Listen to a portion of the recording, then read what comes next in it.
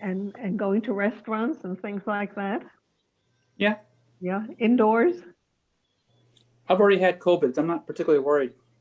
Oh, oh, okay. And you had a mild case or a serious case?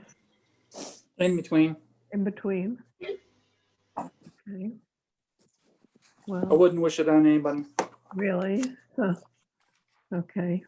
Well, I'm being very cautious and, Should be. you know, Nothing wrong with that. and, Yeah. As you should be, yes. you know, but, you know, and New York is doing very well, except for certain, you know, we're doing very well.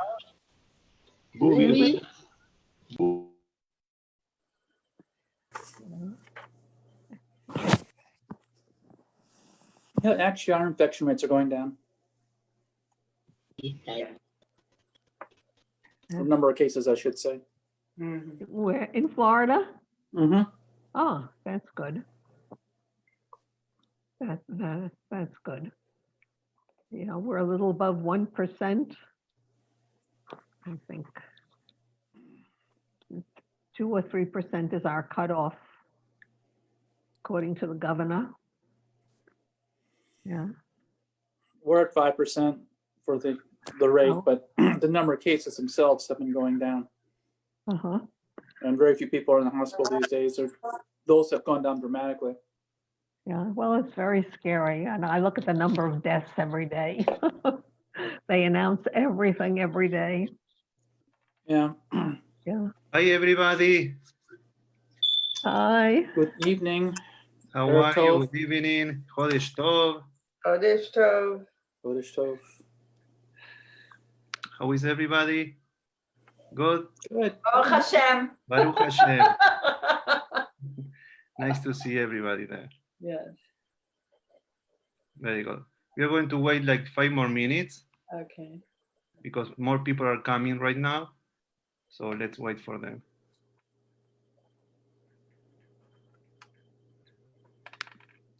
We are admitting more people. Good. Okay. And how are things in California, Ariel? No. Can't hear you.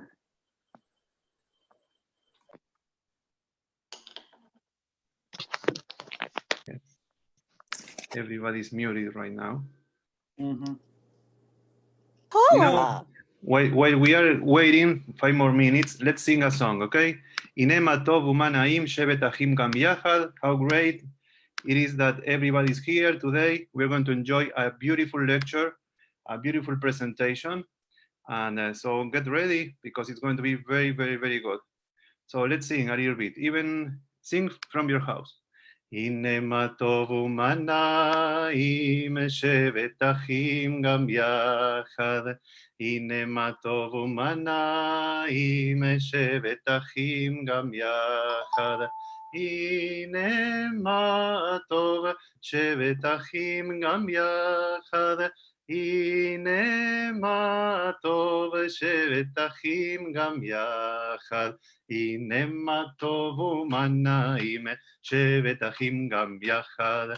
Inema tov umanaim shevet achim gam yachad. Inema tov, la la la la la la la la la. Inema tov, la la la la la la la la la. Inema tov umanaim, inema tov umanaim. Inema tov umanaim, inema tov umanaim. Okay, so, and we are starting a new month. So it's appropriate to say a special blessing. Sheheyanu vekimanu vekianu lasman azeh. Yes, amen, everybody. And well, let's sing it. Baruch atah Hashem Elokeinu melech haolam שהחיינו וקיימנו והגיענו לזמן הזה, שהחיינו וקיימנו והגיענו לזמן הזה, שהחיינו וקיימנו והגיענו לזמן הזה, שהחיינו וקיימנו והגיענו לזמן הזה. לזמן הזה, לזמן הזה, לזמן הזה, לזמן הזה.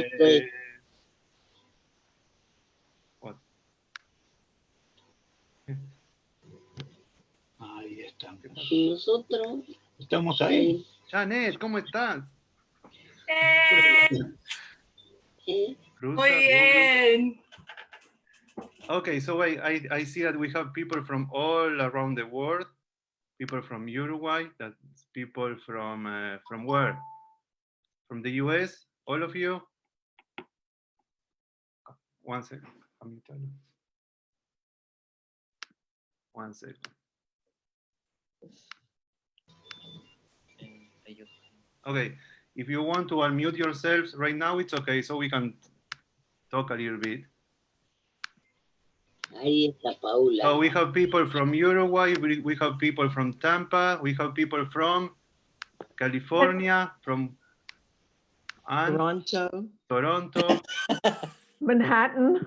Okay, that's good. Canadá y Uruguay. Okay, I'm from Uruguay also. Uruguay. Okay, so we are going to start right now. It's 7:35. So we are starting, well, we started yesterday a new month, the new month of Cheshvan, and it's also today. So it's a 2 days, the Rosh Chodesh is 2 days for this Chodesh, this month. So you know that this month has two names. One is Cheshvan, as everybody knows, and the other one is the one that is in the Talmud, and it's Mar Cheshvan. Mar means bitter. So why this is a bitter month? It's very easy. It's not because nothing wrong really happened, but it's because there are no holidays. So in every other month, we have Jewish holidays. Remember Tishrei, Rosh Hashanah, Yom Kippur, Sukkot, Hoshana Rabbah, Shmini Atzeret, all those holidays. And then the following month has no holidays. That's why it's a little bit bitter, but it's not really, but it's just because it doesn't have any holidays. So then this is it can be the second month of the Jewish calendar, or it can be the 8th month. So if we follow in the Torah, it says that we have to count the month from Nisan. So Nisan, Sivan, Iyar, Tammuz, Av, Elul, Tishrei, Cheshvan, number 8.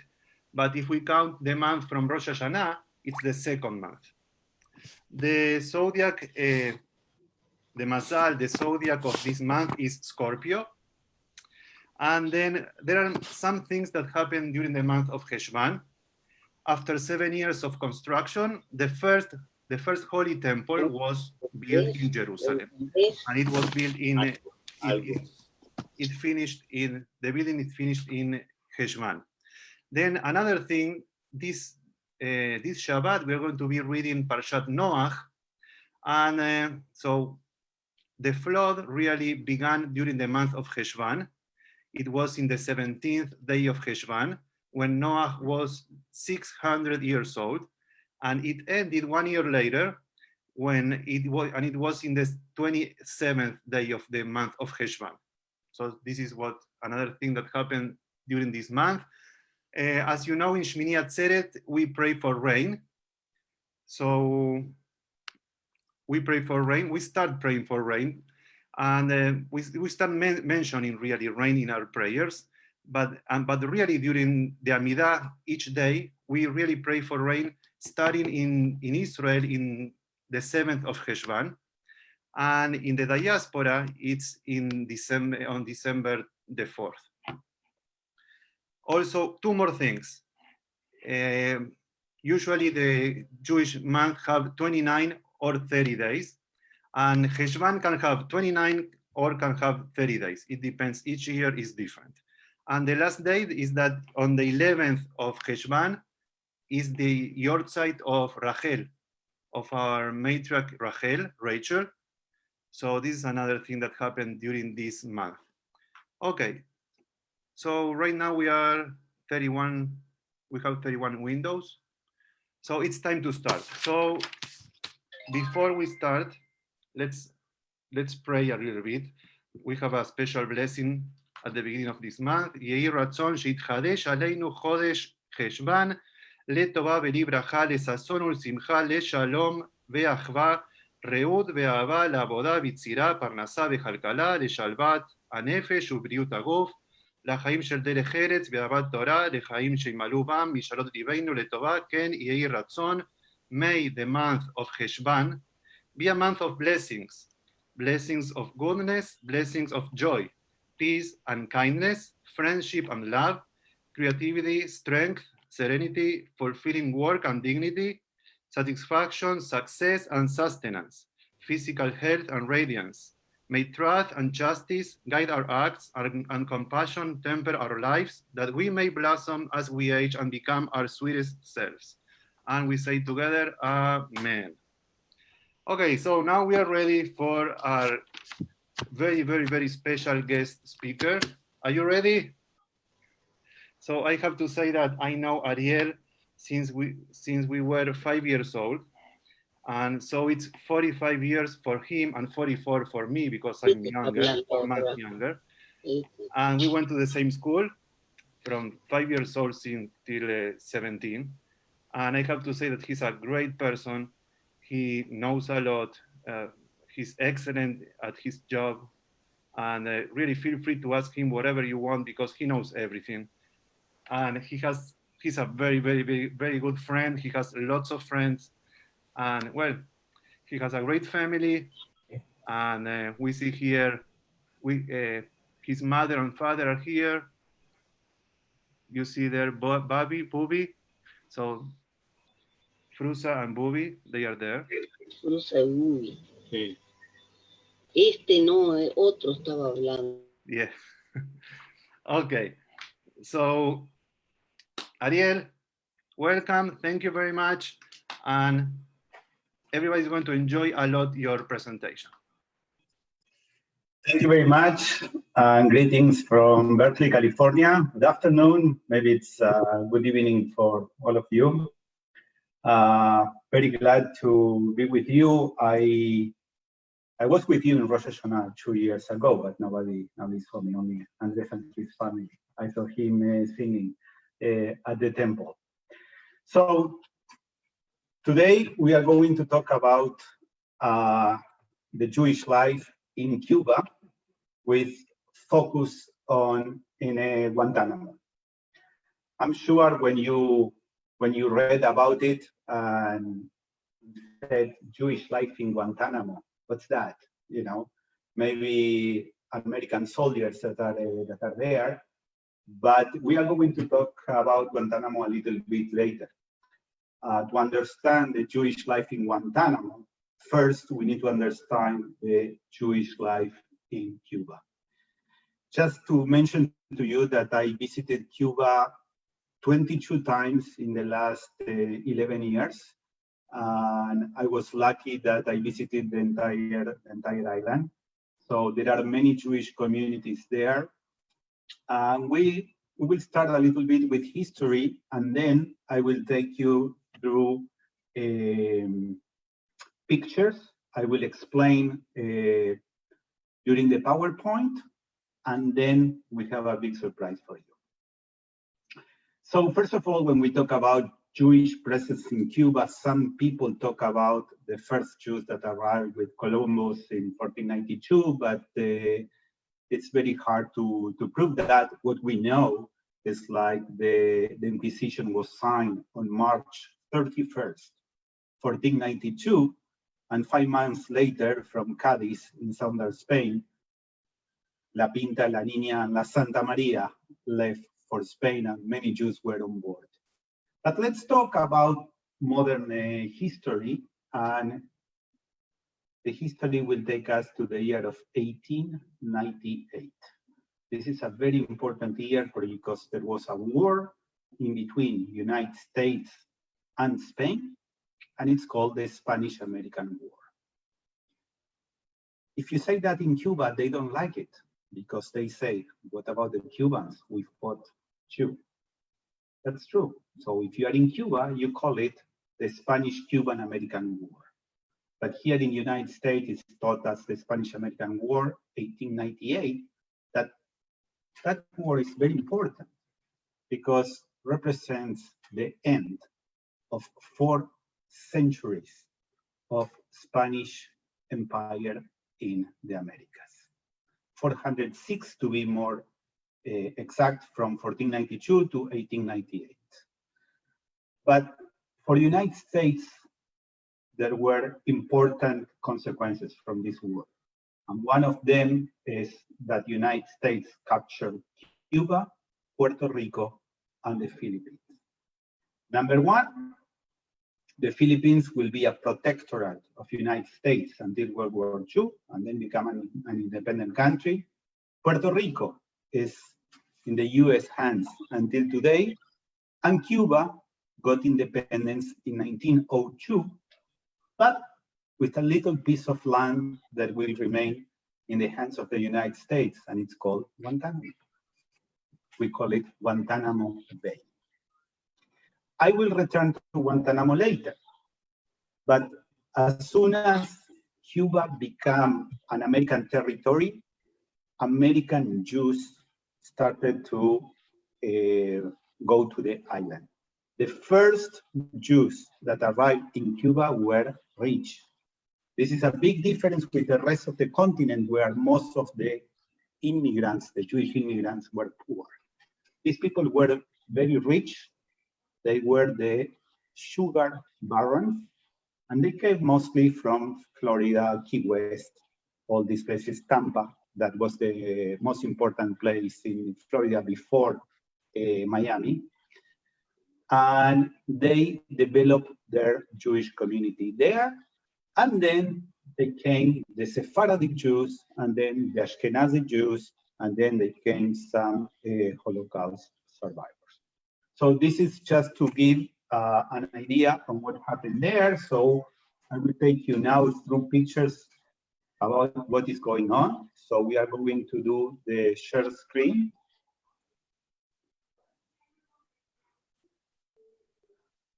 One second, please.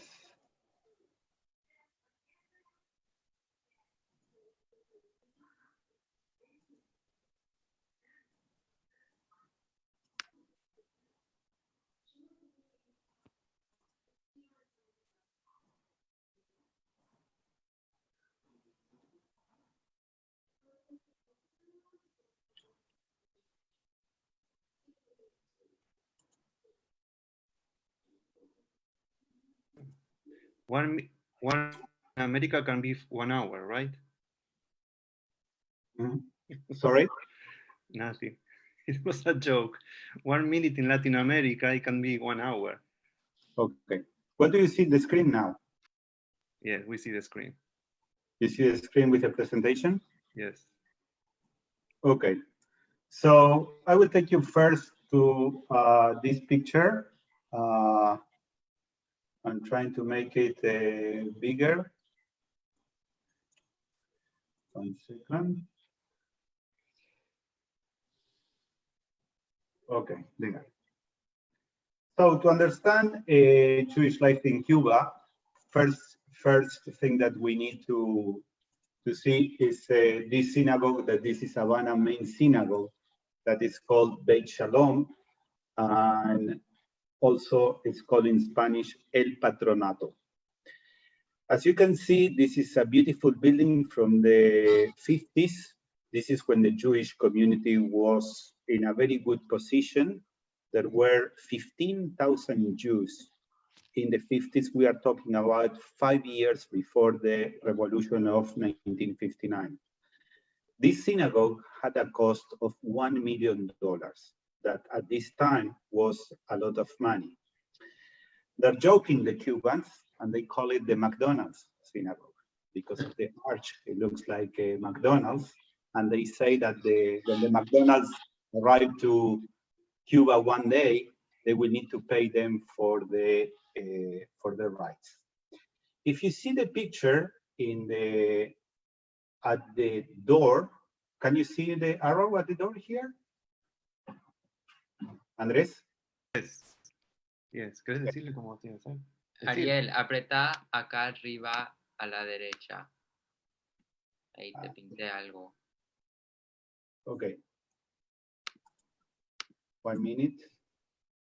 Yeah, but I don't see it. That's okay. That's okay. So what I want to say is, like, if you see at the door, it's kind of, it's empty, it's naked. And slowly, with the visits of different Jewish communities from the United States and Canada, the synagogue was repaired. And you can see the next one, you see that we have the 12 tribes of Israel. They are in the front door. Just to say that this synagogue at the end of the 1980s was completely kind of abandoned, in a very bad shape. All the windows were broken, and it was full of birds' nests. And thanks to the help of the Jewish community in Miami, this synagogue was repaired at the end of the 90s. Remember, there are more Cuban Jews in Miami than there are in Cuba itself. Here, I will show you, this is a picture of the interior of the El Patronato. This is where the main services are happening here every Friday. But the synagogue is more than a synagogue. It's an institution that has many institutions that are functioning in this building. When we talk about Jewish Cuba today, we don't know exactly, but we are talking about between 800 to 1,100 Jews living in the island. The big majority are here in Havana. This is a very poor community that survived thanks to the help of missions that were organized from United States and Canada, also some from Mexico, that they are bringing money and a lot of supplies. In this picture, the lady that is standing, her name is Adela Dvorin, and she's the president of the Jewish community in Cuba. She is responsible for all the Jews of Cuba, and is the one that talks to the government. She was the one that talked to Fidel Castro, was the one that talked to Raúl Castro, and is the one that talks to the actual government. And as you can see in this picture, this is a ceremony where one of the many groups that we took are giving some money and supplies to the city. In Havana, like there are 3 synagogues. There is the Ashkenazi that we talked about, there is the Sephardic, and there is another one. The Sephardic Jews started to leave the Turkish Ottoman Empire on the eve of World War I, and many have the intention to arrive in United States. But in 1924, after the World War I, in the period in between wars, the State Departments of the United States became very anti-Semitic, and there was a lot of restrictions to arrive in the island, so to arrive in the United States. So many Jews made all the way from Turkey, from Greece to Cuba with the intention to go to the United States. That's why they call Cuba Hotel Cuba. But what they never imagined is that they will fall in love with the island, with the weather, with the fruits, with the music, with everything. They never saw black people, most of them. Everything looks so exotic for them, and the combination of both factors create that many Jews remain in Cuba. So the Sephardic Center was created there, and what you see here is the president, Dr. Mayra Levy, that she's in charge. And this is the little synagogue today that it wasn't the synagogue at the time. The synagogue is behind the court in the big one, but now it's a space that is rented and also has an exhibition about the Holocaust donated by Simon Wiesenthal Institution in Los Angeles. What we see here is the mezzanine. This is where the women used to meet in between the prayings and talk. They talk about the other women or their husbands or whatever, and that was a place where they socialized. After the revolution came and the Jewish community collapsed, we are talking about that most of the Jewish Cubans left. They needed to rent out the big place where the synagogue used to be, and now the synagogue moved to the mezzanine. I mentioned that there are three Jewish communities in Cuba. There is a third one, that this is the Orthodox one.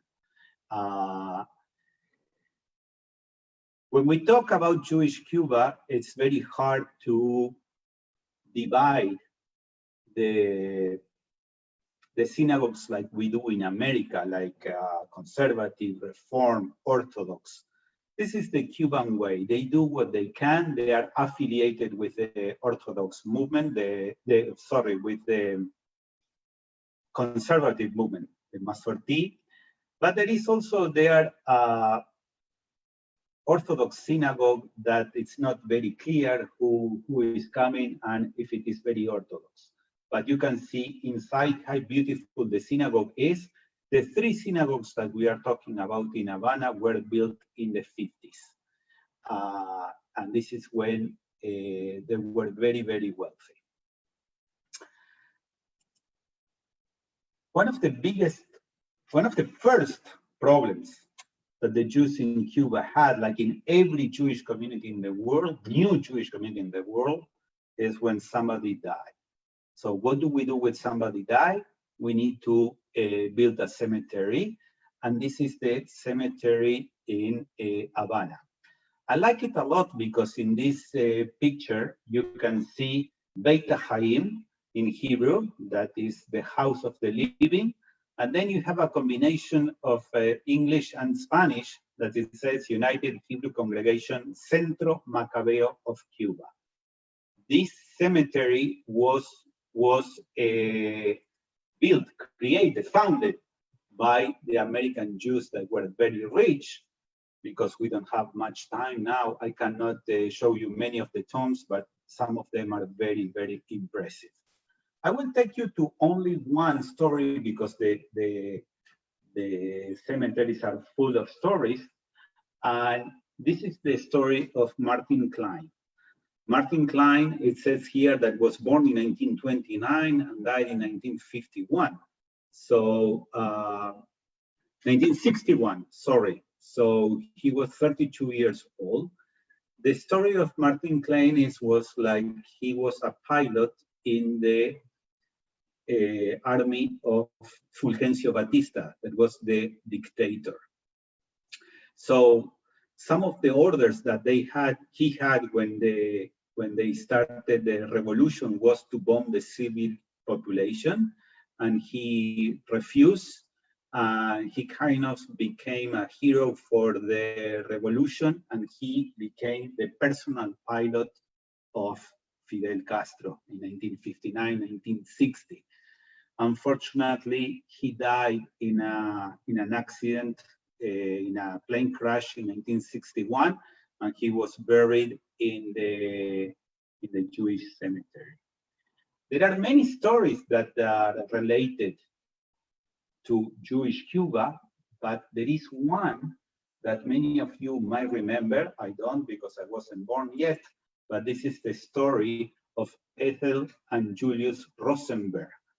That was the people that were accused of being spies for the Soviet Union and the United States, and they were executed. There were Jews, and there is a memorial for them in Havana. You will not see that in the United States. This is like something from the Cold War. So we talk about Havana, that is the capital. We are talking about a country of 11 to 12 million people, where 2 million people live in the capital, Havana. But there is other Cuba. There are cities, there is countryside, and the Jews went to all over the island, the Long Island. Why? Most of the Jews that arrived in Cuba, especially in the second wave, there were Sephardic Jews that came from the Turkish Ottoman Empire, and they spoke Ladino. Ladino is a medieval Spanish. It's a combination of medieval Spanish with some Hebrew. So for them, the language was very easy. So in the 40s, they started to build a train that connected the whole island.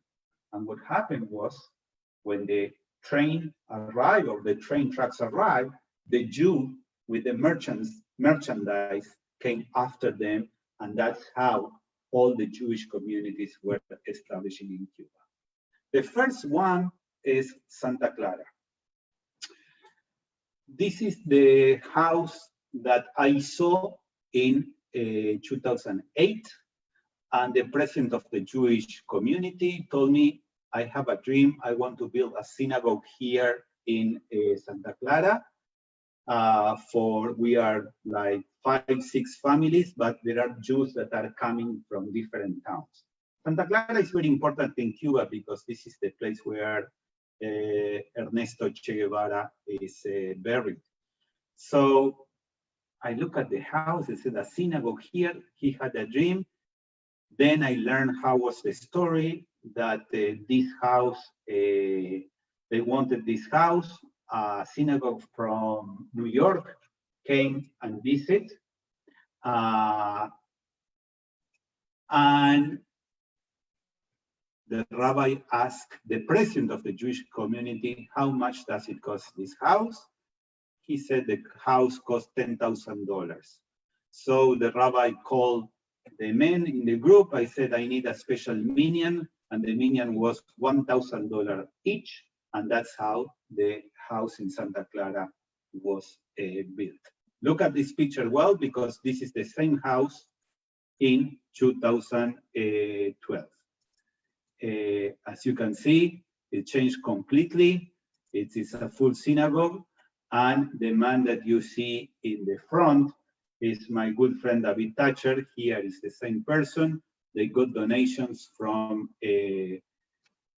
different places in the United States, and there is a synagogue in Santa Clara that also has a kitchen that provide meals, especially they need for Shabbat and for the Jewish holidays, and they can prepare everything here. In Santa Clara, in Cuba, there are 4 Jewish cemeteries. We talk about Havana, and now we are going to talk about Santa Clara. This Jewish cemetery was in a very bad shape because they didn't have money and time for the dead, when so many problems with the people that they're still alive. But they had the dream to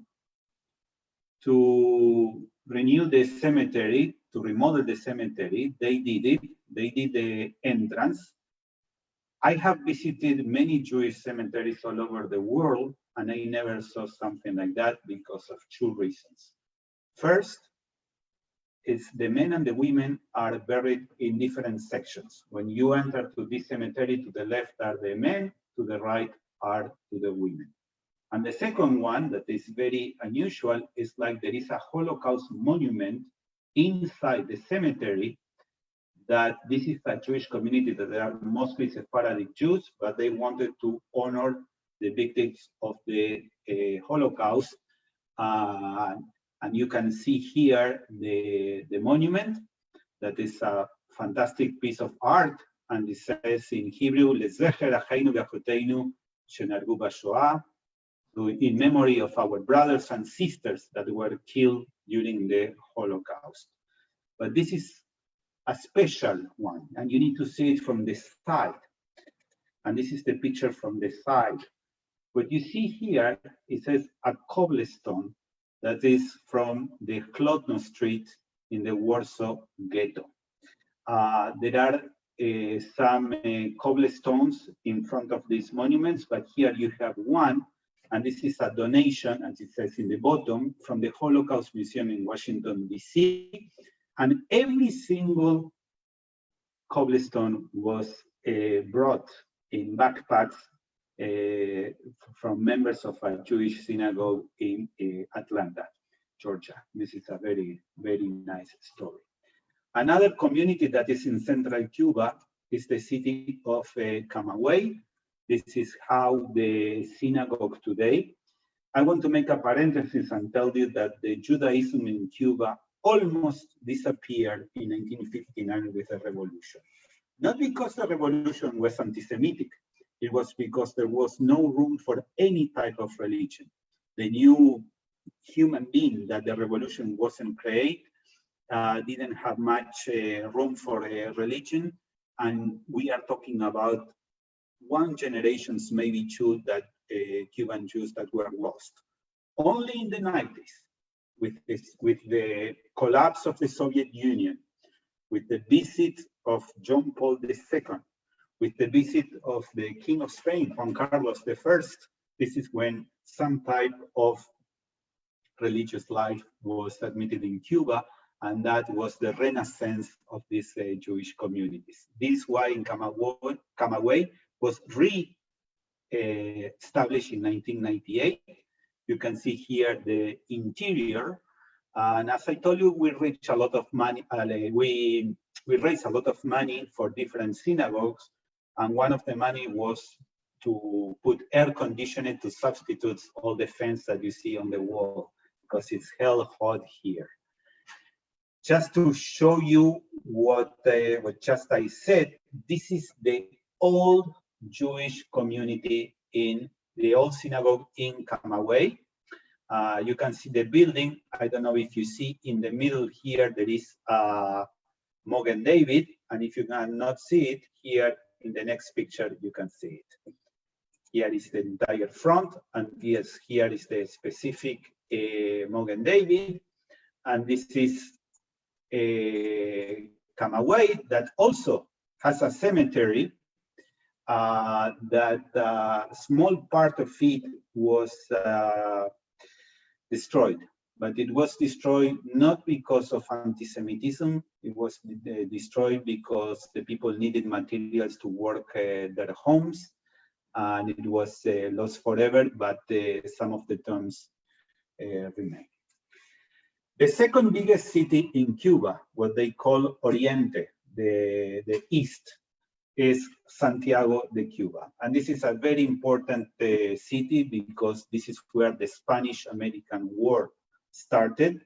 This is where the American Navy defeat the Royal Navy of Spain. This is with Theodore Roosevelt conquered the famous San Juan Hill. And this is also here where the national leader, Jose Marti, is buried, and also where Fidel Castro started the revolution in 1959, and also he's buried next to Jose Marti. So the Jews arrived in Santiago, and the very interesting thing is like the first synagogue in Cuba was founded here in the year of 1924. As it's, you can see in this sign outside of the synagogue, and in this house in 1939. This is how the synagogue looks like today. You can see here the plaque that I just put in the previous one. The interesting about this synagogue is that it was confiscated by the authorities in the beginning of the revolution because there was no need. And after 40 years, it was returned to the Jewish community. And in a hidden wall, they discovered all the Torahs that the people were told by the parents that they still exist there. So the Santiago community, the name is Hatikva, the hope, like the Israel national anthem. And this is their logo, and I like it a lot because they combine Star of David with the map of Cuba. that is a long island, the biggest island in the Caribbean. So this is the synagogue, the interior. You can see the interior of the synagogue, many Hanukiot. This is a Shabbat. We sat here for praying, and because the place is small, also at the same time become the place where you can have the dinner with the entire community. This is one of my groups with members of the Jewish community there. Talking to them for the first time, this picture was taken in 2010. Some of them told me, yes, my parents are Jewish, my grandparents are Jewish, and they are all buried in El Cristo. I said, El Cristo? What do you mean your parents are Jewish and they are buried in El Cristo? Yeah, yes, they are buried in El Cristo. So I went to El Cristo, and you can see here, Cementerio El Cristo. I think I don't need to translate that. You know, I said, what is going on here? And then I found out that El Cristo is like a suburb of Santiago. Now, the difference between Latin America and United States is like the suburbs are where the poor people live, not in the United States. And the cemeteries are usually far away in the suburbs. And there is a Catholic cemetery, El Cristo, this one, and next to that is this one that is Cementerio Hebreo, like the Jewish cemetery created in 1925, and also with the inscription in Hebrew Beit HaChaim, the house of the living. This is amazing that people say, refers to the cemetery as El Cristo. There are many stories here. This is a smaller cemetery, but I want to focus on two stories. The first one is something that you don't see very often, and it's a tombstone with a Star of David and the American flag. This is the tomb of Yakir Castiel that died in 1945 when he was 27 years old, and it says that he was fighting for democracy in the battlefield. It was common that many Cubans enrolled in the American army during World War II, and Yakir Castiel died at the end of the war, January 15, 1945, in Belgium. And after 10 years, they brought him to Guantanamo, to the US Navy base, and he was carried by General Simpson and 6 other soldiers, and he was buried in this little cemetery, Jewish cemetery in Santiago. The other tomb that I want to show you is this one of Isidoro Mizrahi, who died in 1928, and he is the great-grandfather of the president of the Jewish community in Guantanamo. I lived many years in Israel. My Hebrew is fluent, so when I read Hebrew and I don't understand what I am reading, it's Yiddish for me. But I took a second look to this tomb, and then I started to read Aquí descansa en paz el honorable señor Nissim Mizrahi. So this is, I said, wow, this is Ladino. It's Ladino written in Hebrew words. And for those who speak Spanish here in the crowds, it says in the bottom, mercantico. That mercantico is comerciante. It's somebody who does business, businessman. That was all until 2010, and I was told all the time that there is a Jewish community in Guantanamo, but it's very complicated logistics to arrive. So finally, in 2012, we made it to Guantanamo, and the first thing that I saw was this. They told me, this is the Jewish community in Guantanamo. I said, wow, that's very interesting, but this is very dangerous. We saw a lot of kids playing in the second floor You see where the people are standing. The business here was unfinished. So I said, what is going on? And this man, he's Rodolfo Mizrahi, the president of the Jewish community.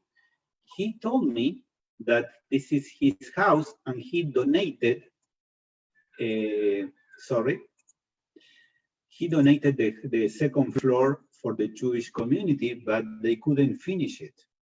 So he told me that there are around 80 Jews in Guantanamo, and he is leading the community. The people who were coming with me, you can see in the background, were horrified from the situation. And one of the people said, you need to raise money to finish this business. I said, I know nothing about raising money. I organize tours, it's not my thing. I said, just, you have asked the president how much money he needs. I asked the president, finally he said $6,000. I said, $6,000. He said, okay, here you have 1,000. This man told me, then go and ask for money to everybody. Well, it was the best fundraising that I ever done in my life. We were able to reach the $6,000 in 15 minutes. So this picture was taken in May 2018, and the next one was taken in November of 2012, with the money that they expand the synagogue. They creating something more safe in the balcony, and also, as you can see, they started to build stairs. You can see the steps, so people don't go through the home of the president. And this is the final result in 2013. You can see here, the building is finished, the people are standing, we have a stair, and that was a fantastic thing. So we re-inaugurate this synagogue. We brought the mezuzahs with us. It was a very emotional moment. There is a plaque inside, and it's in Spanish and then in English. The expansion of this synagogue was made possible. That's the generosity of the participants of the Cuba missions organized by the Jewish Community Center of San Francisco in 2012, Guantanamo, Cuba, March 3rd, 2013. At this time, I was working at the Jewish Community Center of San Francisco. I was the travel program manager, and we organized these missions. They have a beautiful patio, and at the patio, they have a group of Israeli folk dances, and they dance for us. And one time, they asked me if we can bring them shoes, ballet shoes for dancing, because the shoes are not very comfortable, and also it's very hot.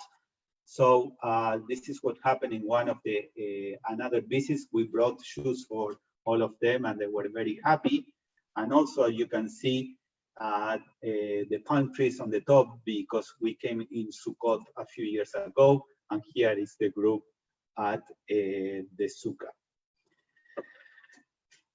But the Guantanamo has a different story. I will show you the last picture of Guantanamo now, and this is William Zuckerman. We are going to talk about William Zuckerman, but we have two surprises for you. First of all, we are going to show you a movie that it takes only 12 minutes. Eduardo?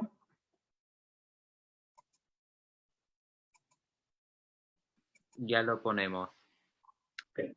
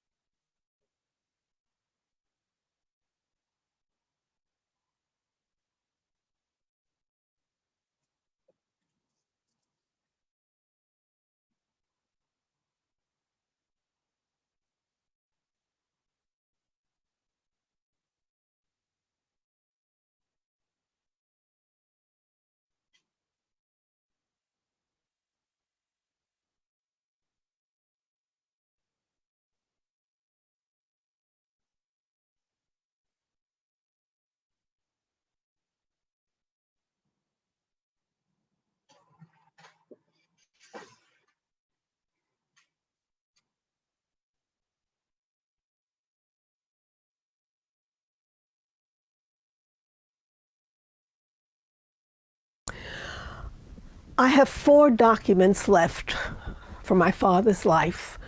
I know he came from Dinov, Poland, which is where my mother came from, and some cousins, and her brother, who eventually took care of me. I don't know where he went. I don't know how he ever got to Oriente Province. I didn't know I was born in Santiago or in Guantanamo. My whole life is a mystery, and my mother died when I was quite young as well. So all the unanswered questions remained unanswered.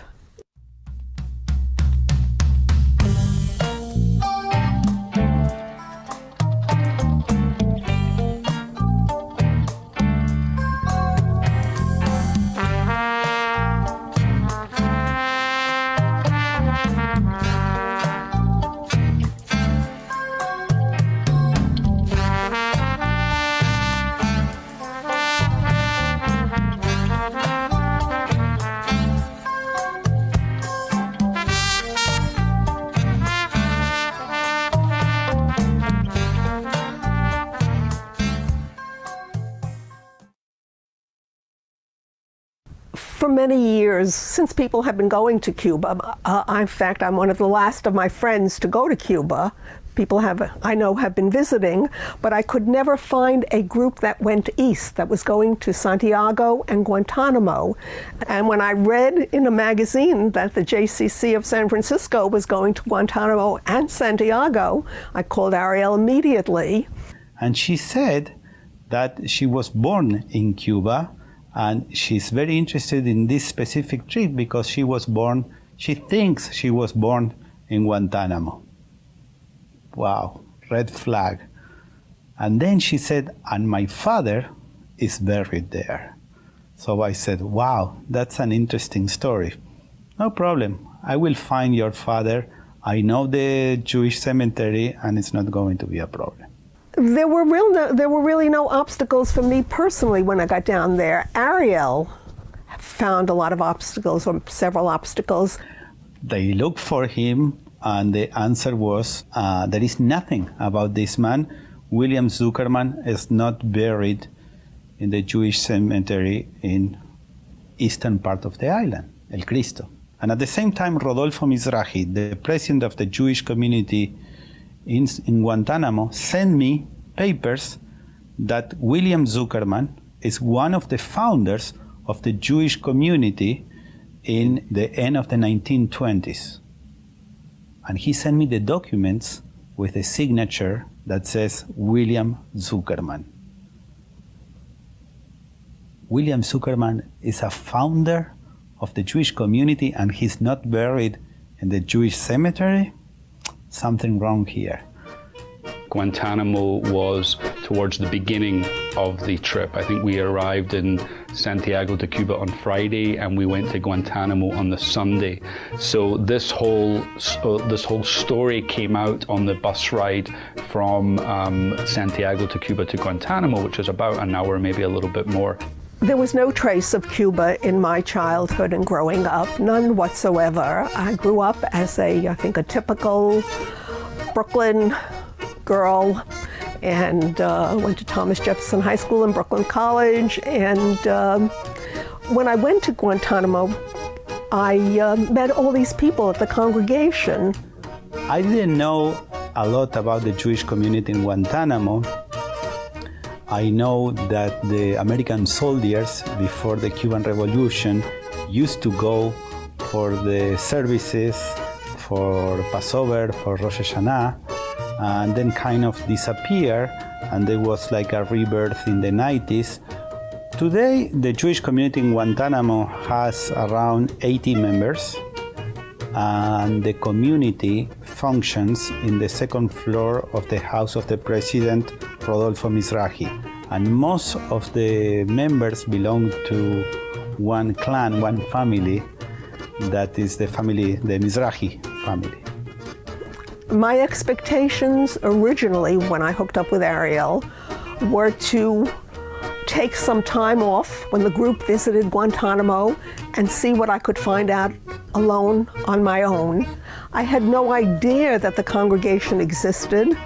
I had no idea that they could possibly really locate the grave site. My expectations were much more limited. If there was a town hall, maybe fill out a paper for my birth certificate. And I know he called people in Jerusalem, I know he called people in Puerto Rico, and I know he was in touch with Rudolfo in Guantanamo and the congregation in Santiago, trying to piece together this story. Where was this grave site? It wasn't moved to the Jewish cemetery. And she sent me a document with the exact location where her father is buried. Cementerio Municipal de Guantanamo, the municipal cemetery. This is not the Jewish cemetery. So I requested to Rodolfo Mizrahi to go there and check and see where is the grave of William Zuckerman. The Guantanamo community went to the cemetery. They started to investigate. They were exactly to the place that the paper indicated. And they called me back and they told me that there is nothing there. And I remember it was a little bit late at night, and I went to sleep with this idea that we cannot find a gravestone. Like, it's impossible. We have the paper, we have the exact location, and there is nothing there. And then we found him. I cannot explain to you, because that was days and days with documents and trying to figure out why, where. They decided to bury my father in the municipal cemetery, probably because of all the difficulty of moving the body to the Jewish cemetery. It would have been probably horse and wagon involved and take hours and hours, possibly days, and it was just a very complicated thing at the time. We found the grave 40 inches below the level the surface that is supposed to be. The reason for that is because there were earthquakes there, landslides, and also a lot of rain that was covering, and nobody took care of that for 80 years. So it was just neglected and covered over year after year after year. And so even though they had the deed, there was nothing there until finally they were able to locate it. I met the 4 gentlemen who excavated it, and the Jewish community in Guantanamo fixed what was broken. It was broken marble all around it, and they replaced it with tile. And in a very moving way, there were the stones of the people who had visited it when it was uncovered. It was an enormous mystery, but he's a sleuth. Ariel is a sleuth. Bueno, ayúdenme porque voy a confundir. Bueno, todos. Gigadal, Begikadas, Shemer Rabá. Amén. Real Madral, Binjute, Realvin Banjute, Bellama, Polcanet, Bicaret, Misehet, Bellallejón, Ubeovejon, Ubardejol, Beg Israel, Bagalá, Umizban, Karim, Benru. Amén. Y Shemen, Rabá, Mora, Real, Armay, Bará. Gicabal, Begipaal, Begitoman, Beginasef, Begitadal, Begitarel, Vitalal, Shebe de Kudecha, Real Melkor Bihata, Beshirata, Tusbehata. When I visited this uncovered grave of my father's, there was a lot of emotion in the group. My daughter was with me, and she became very emotional. And I met those 4 gentlemen who had uncovered it, and they were all dressed and just lovely men, and we shook hands, and it was very, very moving for me to meet them.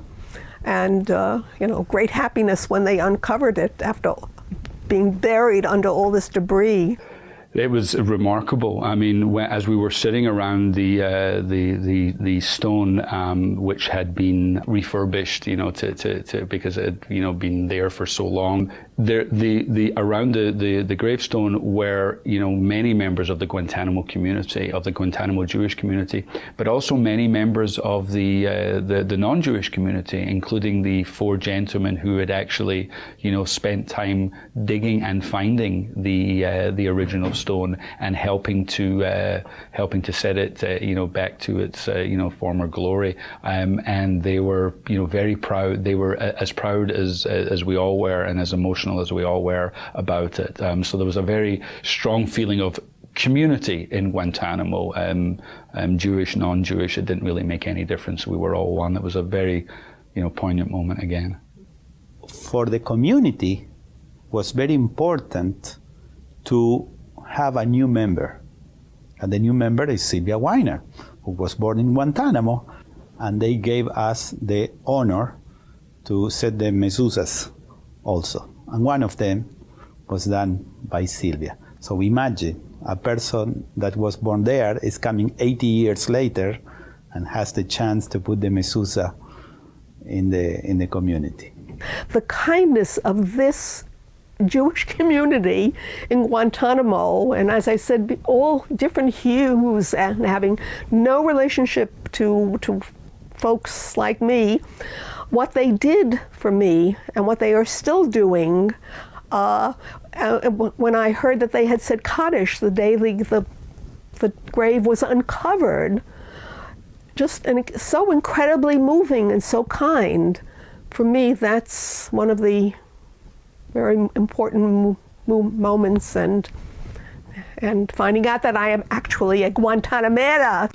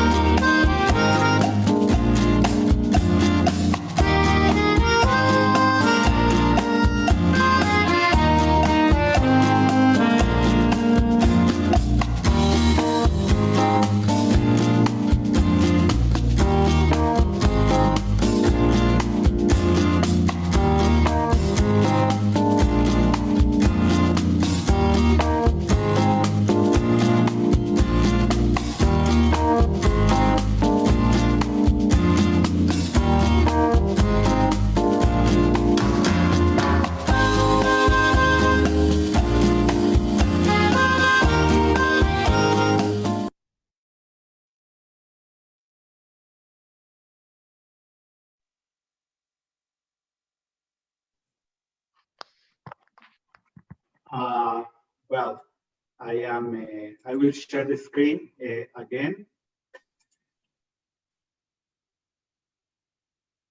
Give me 1 second.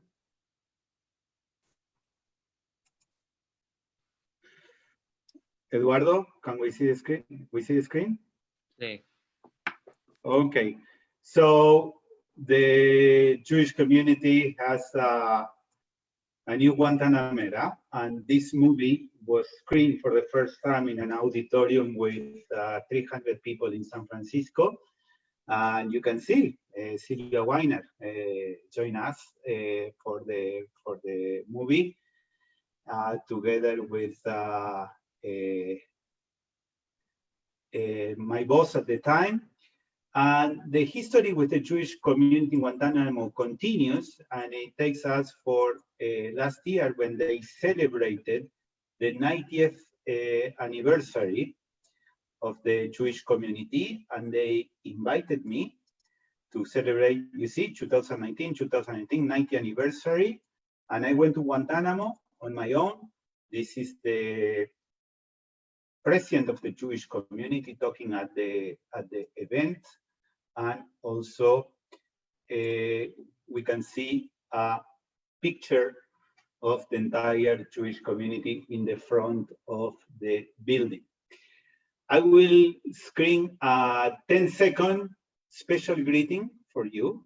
I will screen it twice because it's a little bit hard to understand, but let's try to make an effort.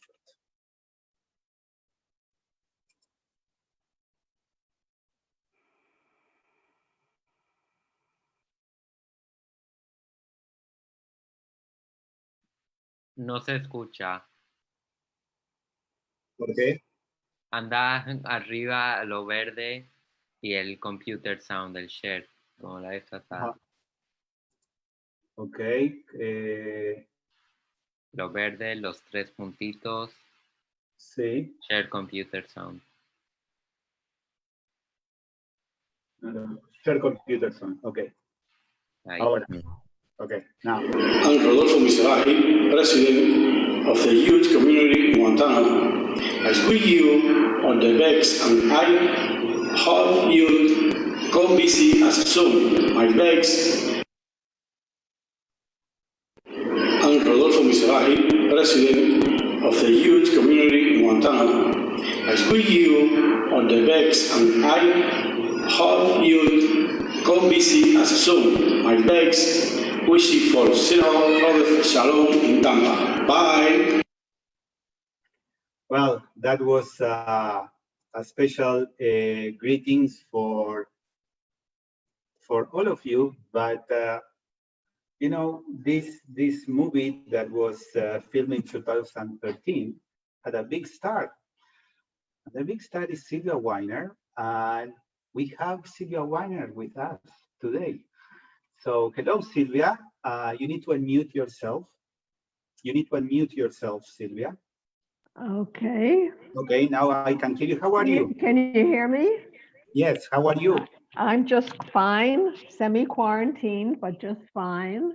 It's very nice to see you. Well, as everybody know, we met in Miami, and we went together to Cuba, and then you came to San Francisco, and you had Shabbat dinner at this table that we are sitting. Yes. And I haven't seen you since then, but we are in permanent contact. But I want you in first person to share some of your thoughts about your feelings about your experience in Guantanamo with Yeah. Well, I don't know if you can appreciate it from the film, but the uncovering of this grave, of my father's grave, it was like uncovering a Roman site is what it was like.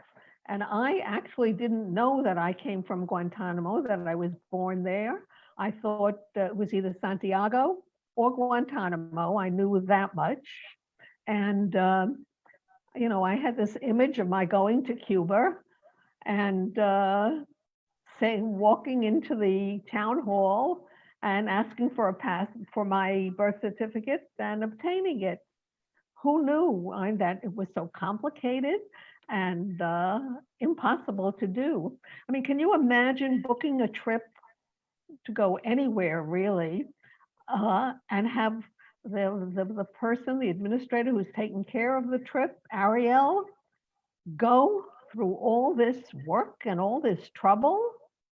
I mean, he called all over the world trying to find and he did unearth this tomb and my history. By the way, I never did get a birth certificate, but it was, you know, the experience of a lifetime. And I can't imagine when I picked up the Hadassah magazine that had the ad for the JCC of San Francisco going on their Cuban trip, that it would ever, you know, come to this. So I am eternally grateful, Ariel. You did that's the most amazing thing. And I don't know if anyone else could have done what you did. So again, thank you very much, Sylvia. I'm very happy that you are in a very good health. I want to share something with you. And you know, if you see in your screen, there is Elise W. She's not in camera, but it's Sylvia's daughter. That it was here is Elise. Wave to us. Elise. And Elise, do you want to share some of your thoughts, some of your feelings? It's the grave of your grandfather. Well, the whole experience, can you hear me? Am I unmuted? Yeah. The whole experience was fantastic, seeing the way the Jewish communities live there, seeing how they either came back to or they had held on to their culture and traditions. It was just the whole experience, and the grave, of course, was for me deeply moving. The effort and the materials are so hard to come by in Cuba, and the effort that these people had made to make the tomb whole, the tomb that had the cracked marble and the cheerful yellow tile that replaced it. It just, the whole thing was deeply moving and also just fascinating. Thank you very much, Elise. I know I have the permission from Sylvia. I know a lot about her past life. I want to mark that William Zuckerman, Sylvia's father, died at age 30 when Sylvia's mother was pregnant 5 months. So they never each other, and Sylvia's mother passed away in New York when Sylvia was 10 years old, and she was raised by the Uncle Herschel. And that's why Sylvia didn't know much about her story. So I want to pass now to Andres, that he's going to manage if we have Q&A questions to me or to Sylvia also. Thank you again, Sylvia, for your presence. So Andres, all to you. Okay, so really, thank you very much, Ariel. It was a beautiful story, a beautiful presentation. We have some in the chat. It says here, wonderful, Yasher Koach Ariel, and then it says also amazing story. So I want to, if somebody has any question, now it's the time. Ariel is here. So it can be about Cuba, it can be about whatever you want. You know, hopefully, you know, Ariel, hopefully we are, after COVID, it's over, we are going to be able to organize a trip to Cuba or to Uruguay or to any other part of the world. With Rosh Shalom in Tampa, Florida. Yes, with Rosh Shalom, yes. So, do you have some questions, somebody? If you have a question, please unmute yourself. Susan Foreman, right? Hi. I don't have a question, but I want to thank you and everybody. This was so beautiful and so moving. I don't know how to do chat room. Otherwise, I just would have put it up, but I don't know how to do that. So I just thought I would say this was just wonderful. I enjoyed it so much. Thank you. Thank you. Thank you. And also, Sylvia, it's great to see you here and your daughter. Thank you very much for being here. Lovely to be there. I just want to say one more thing. Beside all of this, we had the most fun and one of the best trips that I've ever had, right, Elise? I mean, it was just perfect in every way, and so much fun to travel with Ariel. Thank you. Good PR. Thank you. It was a special, the whole thing. So Ariel, you traveled to 40 countries, right? Sorry? You have traveled to 40 countries? So yeah, more almost. More? Yeah. Visiting Jewish communities, yes. Okay, that's very good. Another comment or question or thank you or whatever you want? Okay, I was gonna say, Ariel, didn't you bump into Elise on one of your trips after that? Yes. I was walking in the middle of nowhere in Cordoba, Spain. I turned the corner and I saw Elise in Cordoba a few years ago. Yes. And we had dinner that night in Seville together, right? Yes. It was great. Really nice. Yeah. So. We have more comments here in the chat. Muchas gracias. A wonderful, uplifting story. Another Rosh Chodesh, maybe we can hear about more. Toda Rabba for excellent presentation. Encouraging Chodesh Tov. I want to say something. Okay, Edna. I'm here in Berkeley. I only live about 5 blocks from Ariel. And I've traveled with him many, many times. And he makes every single trip something very, very special. And frequently it involves a family thing of another traveler. And he just as Sylvia said, he puts so much energy into finding someone's history and bringing it alive. And it's very moving to witness that. I would really encourage anybody to take advantage of an opportunity that will hopefully come very soon in the future to travel with Ariel. Thank you, Edna, for sure. Paul, you have a question? Unmute yourself. I have a question, but it's really a personal question. Ariel, are your parents still on the line?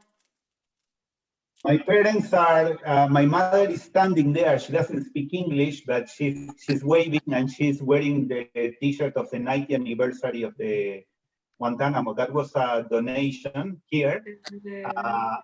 Yes, that was a donation from somebody here in the Bay Area that gave me the money, and we took all the t-shirts to The question I'd like to ask, if you could ask it for, because my Spanish is not that good, is does she know Perla Luxembourg Browner? If she knows who? Perla Luxembourg Browner from Montevideo. Okay. I played Jewish theology with the cantor on this also. Yes, I will ask her later, because if she starts talking, she will not finish. Not good for anybody. But I wrote the name Perla Luxembourg. Yes, she's familiar with me. Yes, I will pass the information to Cantor Andres, and he will connect. Are you in Tampa? I am in Tampa, yes. My son-in-law is from Montevideo. Okay. He's in New York now, but Perla is in Montevideo. Okay. Wow, we can tell you, I'm sure you know a lot about Montevideo Jewish community through Andres, but we organize trips to there also. It's an amazing Jewish community. Andres, back to you. Okay, back to you. Yes, Ariel, I'm here. Okay, more questions, something? Can I say something? Yes, of course. What a touchable Zoom meeting. I'm very, very proud about you, Ariel, and I want to say it. I think that your parents should feel so proud about you. But this is not fair. The lady that is talking, she sat next to me and to Andres from age 5 to age 18. I will start to cry. But really, for me to hear such an amazing story, I already found the link in YouTube, and I'm going to share it with my relatives. Gracias, Janet. Gracias. Wow. Gracias. Yeah. We know each other Thank you for the invitation. all our life. I think Marcy wants to say something. Yeah. Ariel, I just wanted to thank you for doing this. Rabbi Cantor, another great program. Thank you guys so much. And Sylvia and Elise, thank you for being with us. Just really a wonderful program. Thank you. And I have traveled personally. I love to travel, and I just went to Morocco in January.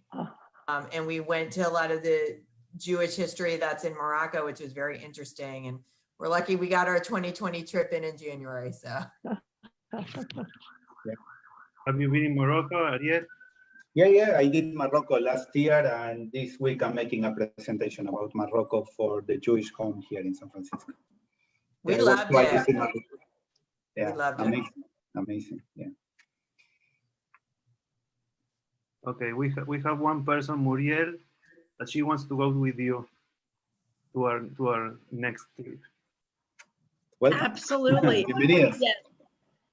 Ariel, I think you have had my cousin Ed Siegel with you on occasion. I'm not sure to which places, but I sent him a picture from the Yes, he came to Portugal and Catalonia with me, and also they were in Cuba and Argentina, and they're supposed to come to Belarus next year, maybe in 2022, because the family is from Belarus. Yes, I know them very well. Right. Yep, his family's from where my family is. Yeah, exactly. Yeah, So yeah. we're I know. watching and waiting, watching and waiting. This Thank was you. wonderful. Thank you. Uh-huh. Thank you. Okay, so thank you very much, Ariel. Thank you very much, Sylvia, and everybody for attending our third Rosh Chodesh event. So next one is going to be about Hanukkah, I guess. It's going to be in December. So see you all very soon. Thank you, Ariel, again. Thank you very much to the synagogue, to you, to all the people that travel with me, that there are many of the travelers that came to support. And a special thank you for Sylvia. You look great, fantastic. And keep everybody safe and healthy. Bye-bye. Thank you. Chodesh Tov. Let's have a good month. Bye-bye. Bye. Bye-bye. Bye. Thank you. Bye. Bye. Thank you.